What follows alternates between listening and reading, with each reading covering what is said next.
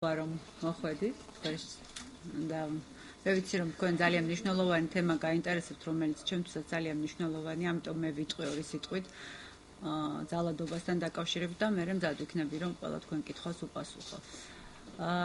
სულ რამდენიმე წლის წინ თქვენ ალბათ იცით რომ მოხდა პირველად რომ საქართველოს პარლამენტმა მიიღო კანონი ოჯახში ძალადობის შესახებ, რომელიც არ ვიცი თქვენ თუ არ გახსოვთ, მე გაგახსენებთ, რომ საკმაოდ ხმაურიანი გადაწყვეტილება იყო მაშინ, ვინაიდან ალბათ არ ფიქრობდნენ, ან ვერ ფიქრობდნენ, ან ის მასშტაბები არ იყო წარმოდგენილი ყველასთვის სრულად, რა პრობლემასთან შეიძლება ქონდა საქმე. მართალი რომ გითხრათ, მეც იმ კატეგორიას ვეკუთვნი, ვინც არ ფიქრობდა, რომ შეიძლება ასეთი დიდი პრობლემა ყოფილიყო, ოჯახში ძალადობა და დღეს აღმოვაჩინე და უბრალოდ აი ბოლო დროინდელი მოვლენების შემდეგ აღმოვაჩინე, რომ ერთ-ერთი ყველაზე მთავარი პრობლემა ალბათ და ყველაზე მაღალი საზოგადოებრივი ინტერესის მატარებელი რაც უნდა იყოს, ეს არის ის, რომ ჩვენ ყველა ერთად უნდა მოვახერხოთ ის, რომ გავერთიანდეთ, ანუ საზოგადოება ძირითადად უნდა გაერთიანდეს იმისთვის, რომ ეს ძალიან სერიოზული პრობლემა როგორღაც მოვაგვაროთ. ამდენი ხანია ვფიქრობ, რა არის ამის მიზეზი. შეუძლებელია ეს იყოს 1 წლის, 2 წლის, 3 წლის პრობლემა. მე უფრო ვფიქრობ, რომ ეს წლების განმავლობაში ყალიბდებოდა ოჯახებში და წლების განმავლობაში ხდებოდა საგულდაგულო შეფუთვა ამ პრობლემის და დღეს კიდევ კარგი რომ დღეს და კიდევ ბევრი წელი არ გაგრძელდა ამ პრობლემებმა გამოჟონა გარეთ და ჩვენ აღმოვაჩინეთ, რომ საზოგადოებაში არის ძალიან სერიოზული პრობლემა და ჩვენ უკვე ყველას ერთად გვჭირდება ამ პრობლემის წინააღმდეგ გაერთიანება და კონსოლიდაცია. დაახლოებით 2 კვირის წინ არასამთავრობო სექტორის წარმომადგენლებთან ერთად ჩვენ პოლიტიკოსებიც ვიმყოფებოდით და დავიწყეთ უკვე აქტიურად ფიქრი იმაზე, რა შეიძლება იყოს ის ძირითადი ჩვენი მთავარი მოქმედება, რითაც ჩვენ ამ პრობლემას როგორღაც მოვაგვარებთ. თუ მე მეტყვის, რომ მხოლოდ საკანონმდებლო ინიციატივები და ვთქვათ კანონის გამკაცრება ამას უშველის, მე პირდაპირ გეუბნებით იმის მიუხედავად, რომ ვარ კანონმდებელი, პირდაპირ გეუბნებით, რომ მარტო ეს არ ეყოფა ამ საქმეს, იმიტომ რომ თქვენ ასევე იცით, რომ ჩვენ კიდევ ერთი ცვლილება შევიტანეთ და წინა კვირაში მესამე მოსმენით დავამტკიცეთ ცვლილებების სრული პაკეტი ოჯახში ძალადობის შესახებ, რაც ასევე რა თქმა უნდა ითვალისწინებს არა მხოლოდ ქალების, არამედ ბავშვების და ასე შემდეგ სხვადასხვა ტიპის ძალადობას, მაგრამ ვფიქრობ, რომ მხოლოდ ეს საკმარისი არ არის. როდესაც ვფიქრობ, რა არის არსი იმის, უბრალოდ პრობლემის სათავე რა არის იმ ბევრ ფაქტორთან ერთად, მე მაინც მგონია, რომ ქალბატონები ძირითადად თვითონ რატომღაც თვითონ გახდნენ უბრალოდ იმის თქმა მინდა, რომ მათაც ცოტა უფრო ადრე რომ ეთქვა თავიანთი პრობლემების შესახებ და გამოეტანათ ძალადობები გარეთ, მე ვფიქრობ, რომ ჩვენ საზოგადოებას უფრო მეტი შესაძლებლობა გვექნებოდა მათი დახმარებისთვის. მე დღეს მზა რეცეპტი არ მაქვს, მაგრამ ვიცი ზუსტად, რომ სრულად ვემიჯნები ძალადობას და ასევე სრულად უჭერ მხარს ყველა იმ ინიციატივას, რომელიც შეიძლება მიმართული იყოს ასეთი ძალადობის წინააღმდეგ. გარდა ამისა, ჩვენ ასევე იმ შეხვედრის შემდეგ დავგეგმეთ, რომ რაც შეიძლება ხმაურიანი უნდა გახდეს ეს თემა, რაც შეიძლება მაღალი ინტერესის მატარებელი უნდა იყოს. ჩემი ინიციატივა იყო და ალბათ დამეთანხმებიან, რომ ჩვენ ადამიანები, ვისაც მეტნაკლებად გვაქვს ცნობადობა, ჩავიდეთ ქალაქ-ქალაქ, მოვიაროთ რაიონები, მივიდეთ ყველა, როგორც შევძლებთ ყველა ოჯახებში, რომ ამ ადამიანებმა, განსაკუთრებით ქალბატონებმა იგრძნონ, რომ თავიანთი პრობლემასთან არ არიან მარტო. და იგრძნონ, რომ თუ ამ პრობლემას გამოიტანენ გარეთ, ეს არ იქნება მათი ფიზიკური განადგურების ან კიდე სხვა პრობლემების საფუძველი, რომელიც შეიძლება მერე დაემუქროთ ან მოძალადექმრებისგან, ან მოძალადექმრების ნათესავებისგან და ასე შემდეგ და ასე შემდეგ. მე მართლა მადლობა მინდა გადავუხადო არასამთავრობო სექტორს, ვინაიდან ჩვენ მართლა რამდენიმე საათიანი შეხვედრა გქონდა, თითქმის ყველა პრობლემური საკითხი ჩვენ განვიხილეთ, მაგრამ ძალიან წუხა რომ ამაზე ფიქრი დავიწყეთ ცოტა უბრალოდ გააქტიურება დავიწყეთ უფრო გვიან, ვიდრე უნდა დაგვეწყო. მე მაქვს იმედი, რომ თითოეული ქალი იქნება ჩვენი მოკავშირე. მე მაქვს იმედი, რომ ყველა ის ადამიანი, ვინც ფიქრობს, რომ არის მსხვერპლი ძალადობის, იქნება ჩვენი მოკავშირე. სხვა შემთხვევაში ჩვენ ამ საკითხს ვერ მოვაგვარებთ. სხვა შემთხვევაში ამ პრობლემასთან გამკლავება ძალიან გაგვიჭირდება. კიდევ ერთხელ ვამბობ და მინდა მივმართო ადამიანებს, ვინც ფიქრობს, რომ მსხვერპლია ძალადობის, ვინც ფიქრობს, რომ ასევე საკუთარი კარჩაკეტილობის მსხვერპლიც არის და ჩაკეტილი კარის მიღმა უნდა საკუთარი პრობლემა დატოვოს.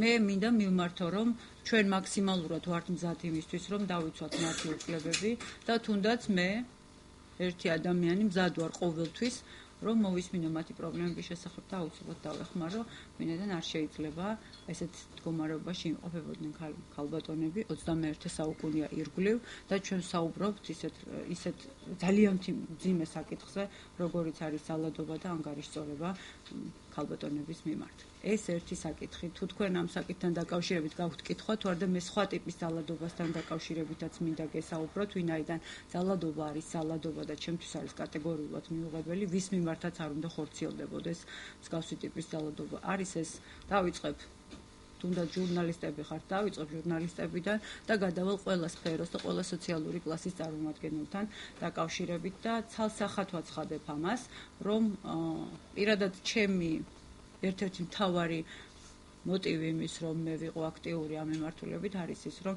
თუ ჩვენ დავამარცხებთ ძალადობას, ჩვენ შევძლებთ, რომ გქონდეს ბევრად უფრო ცივილიზებული საზოგადოება, რომელიც მერე თვითონ გაუმკლავდება იმ სხვა დანარჩენ პრობლემას, რომელიც არის ჩვენ საზოგადოებაში ძირითადად. ამიტომ მე ცალსახად კიდევ ერთხელ ვაცხადებ, რომ ვემიჯნები ყველა ტიპის ძალადობას და მზად ვარ ვიბრძოლო ამ ძალადობის წინააღმდეგ, ჩემს თანამოაზრეებთან ერთად. ალბათ სხვა თემაზე კითხავთ რა, ცოტა ხნის წინ ბრალი წაეყენა სამი წელი თავისუფლების სახელმწიფო მისაჯა გიბრიელის საქმეზე, ანუ მერაბიშვილს. ასევე სამი წელი იმას თანამდებობის დაკავების უფლება ჩამოყალიბდა. ეს შეფასება როგორ აკეთებთ? თქვენ არ ვიცი, აი ესეთი ხმაურიანი საქმე როგორიც იყო გირგვლიანის საქმე ბოლო წლების განმავლობაში, ალბათ არ ვიცი, არ გეგულებათ და მე პირადად ძალიან შემძრა მაშინ ამ ამბავმა. რაც შეეხება ბრალს, საერთოდ მე ძალიან არ მიყვარს ხოლმე, როდესაც ადამიანები არიან თქვათ ციხეში ან თქვათ წარედგინებოდ ხოლმე ბრალი ამ საკითხთან დაკავშირებით კომენტარის გაკეთება. ერთი არ მიყვარს და მეორე არ არის ჩემი სფერო. ჩემი თემა მიმაჩნია, რომ ეს არის სამართალდამცავების საკითხი. რა თქმა უნდა, მე მირჩევნია და ყოველთვის ვარ იმის მომხრე, რომ არც ერთი ყოფილი სახელმწიფო მოხელე, არც ერთი ყოფილი მაღალჩინოსანი არ იჯდეს ციხეში. ეს არის ჩემი როგორც მოქალაქის დამოკიდებულება, ვინაიდან მიმაჩნია, რომ ჯანსაღ საზოგადოებაში უნდა იყოს ისე, რომ ყოფილმა მაღალჩინოსნებმაც უნდა იცოდნენ, რომ არ უნდა ჩაედინონ დანაშაული, შესაბამისად საზოგადოებაც არ იქნება მის მიმართ, ვთქვათ, მკაცრი. მე მიმაჩნია, რომ ეს არის თემა, რომელთან დაკავშირებითაც კითხვის ნიშნები არ არსებობს და მიმაჩნია, რომ გირგვლიანის საქმესთან დაკავშირებით ყველა ადამიანმა, ვისაც მონაწილეობა აქვს მიღებული ამ დანაშაულში, უნდა აგოს პასუხი. ჩემ წინაშე არა, საზოგადოების წინაშე და კანონის წინაშე, ვინაიდან სხვა დროს არ მოხდეს იმის წახალისება, რაც მოხდა და ძალიან საშინელი ტრაგედია მოხდა, თქვენ ეს იცით. ადეკვატურია თუ არა ეს შეფასება?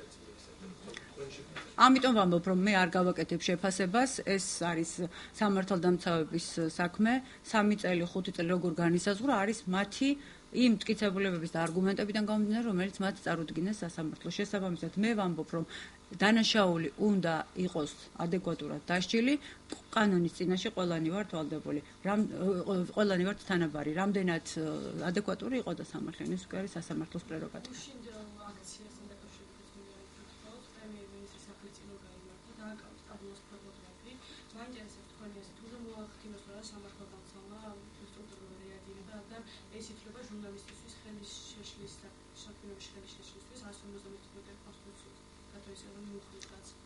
თუ ტაბულას გიპასუხებთ ამასთან დაკავშირებით მაქვს ცალსახა პოზიცია, თუ ტაბულა ჟურნალისტი იქ ახორციელებდა თავის სამსახურეობრივ მოვალეობას, რასაკვირველია, ეს უნდა იყოს გათვალისწინებული და მისი ადგილი არ არის წინასწარი დაკავების იზოლატორში. რა თქმა უნდა არ არის.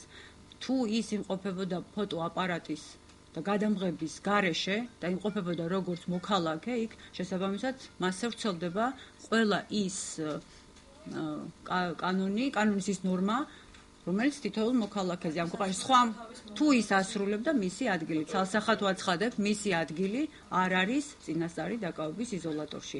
არც ერთ ჟურნალისტს არ უნდა შეუშალოს ხელი არავინ. ეხლა რაც შეეხება თუ გინებავთ შევაფასებ იმ ფაქტსაც, რომელიც მოხდა, მე ვფიქრობ, რომ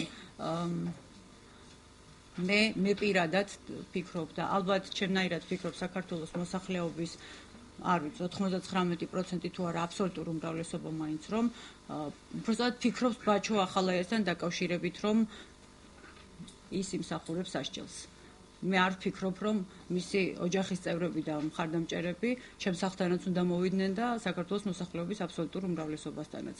ვინაიდან რა პოზიცია აქვს პრემიერ-მინისტრს, ეს არის მისი პირადი პოზიცია. თუ ერევა იგი სამართალდამცავების საქმიანობაში და არსებობს ერთი ფაქტი მაინც, მხოლოდ ამ შემთხვევაში შეიძლება გამოთქვას ეჭვი ვინმემ, რომ ის არის ჩარეული ამ საქმეში. ეხლა თუ იმას გავითვალისწინებთ, რომ ეს არის ძალიან მაღალი საზოგადოებრივი ინტერესის საქმე და ჩვენ ყველამ ძალიან კარგად ვიცით ამ ქვეყანაში ვცხოვრობდით მთელი ამ ხნის განმავლობაში, მიმაჩნია რომ დიახ ეს ასეა და პირადად მე იმის მიუხედავად რომ არაფერს არ ვამტკიცებ, მართლა არაფერს არ ვამტკიცებ, პირადად მე მიმაჩნია რომ ბევრი კითხვები აქვს ბაჩო ახალაიასთან კანონს, პირველ რიგში კანონს. თუ მოხდა ის რა აქცია ჩატარდა არა საკვირველია თუ ჩატარდება აქცია ჩვენ ვართ თავისუფალი საზოგადოება თითოეულ ადამიანს აქვს იმის უფლება გამართოს აქცია და გამოხატოს თავის პოზიცია იქ სადაც უნდა მე გამოხატեմ მხოლოდ ჩემი შეფასება ბაჩო ახალაიასთან დაკავშირებით რამდენად სამართლიანი არის მისი ოჯახის წევრების აღშფოთება და რამდენად სწორად არის შერჩეული ის ადგილი სადაც გაიმართა აქცია იმიტომ რომ კიდევ ერთხელ ვამბობ მეც ვფიქრობ რომ კითხვები უნდა კონდეს სამართალდამცავი ორგანოების წარმომადგენლებს ბაჩო ახალაიასთან და მაშინ მოვიდნენ ჩემი სახლის წინაც და გამართონ აქცია. სხვა არგუმენტი იმის, რომ ბატონი ირაკლი ღარიბაშვილი ამ საქმეში ერევა, უბრალოდ მათ არ აქვს შესაბამისად, მიმაჩნია რომ სწორი არ არის. თორემ გამოხატვის უფლება, რასაკვირველია, აქვს ყველას და რა თქმა უნდა, ყველას აკითხს.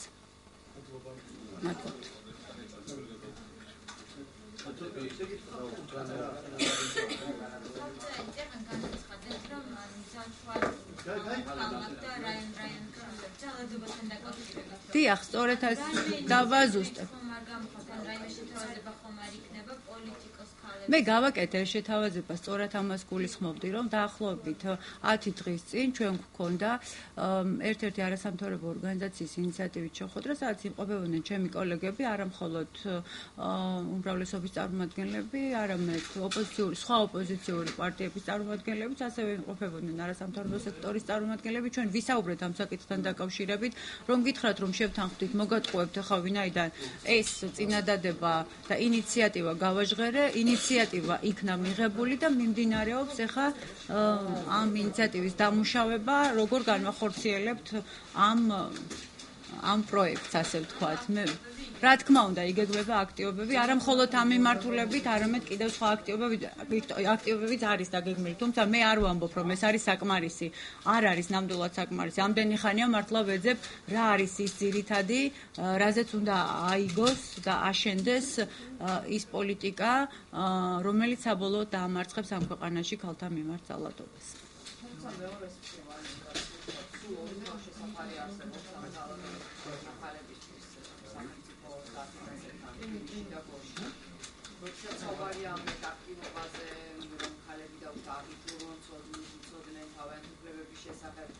შემდეგ როდესაც რეალურ საჭიროება უდგებათ დაცვის და სახელმწიფოს ვალდებულებებიდან და არ არის ადეკვატური შეიძლება ეს ამაზე სამთავრობო სექტორის უწყებს ხოლმე. საჭიროა თუ არა შედიო მეტი დაფინანსება თუ კანონის გამკაცრებას. მადლობა ამ კითხვისთვის. კანონთან დაკავშირებით გითხარით, თქვენ იცით რომ რამდენიმე დღის წინ პრემიერმა გაავრცელა ინფორმაცია, განაცხადა უფრო სწორად რომ ჩვენ ვიწყებთ სტრატეგიაზე მუშაობას ძალადობის წინააღმდეგ და მინდა გითხრათ რომ ეხლა რა თქმა უნდა ეს სრულყოფილი არ არის, მაგრამ მინდა გითხრათ რომ ის კომპონენტი, რომელიც სახელმწიფო ჩართულობას და მათ შორის დაფინანსებას ეხება, გათვალისწინებული იქნება. მადლობა.